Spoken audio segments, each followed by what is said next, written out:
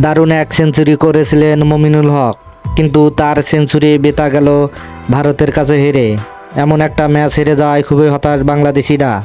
হ্যাঁ দর্শক, বিস্তারিত জানতে অবশ্যই ভিডিওটি শেষ পর্যন্ত সবাইকে দেখার অনুরোধ রইল।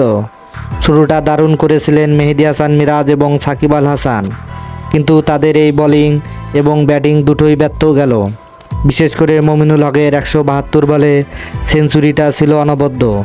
সেঞ্চুরি করে সিজদায় লুটে পড়েন এই ব্যাটার। তাকে বাহবা দিতেও ভুলেননি টিমমেটরা, কারণ মমিনুল হক দীর্ঘদিন পর একটা সেঞ্চুরি পেলেন। কিন্তু এই সেঞ্চুরি আশায় ঘুরে বালিয়ে দিল ভারতের অধিনায়ক রোহিত শর্মা। রোহিত শর্মা বললেন, আমরা মেহেদী হাসান মিরাজ এবং মমিনুল হকের সেঞ্চুরিতে অনেকটা বিপর্যস্ত হয়ে পড়েছিলাম, কিন্তু শেষ পর্যন্ত আমরা আবার দাঁড়িয়েছি। এটাই আমাদের পেশাদারিত্ব। আমরা বাংলাদেশকে অবশ্যই শ্রদ্ধা করি, কিন্তু আমরা সবসময় জয়ের জন্যই খেলি।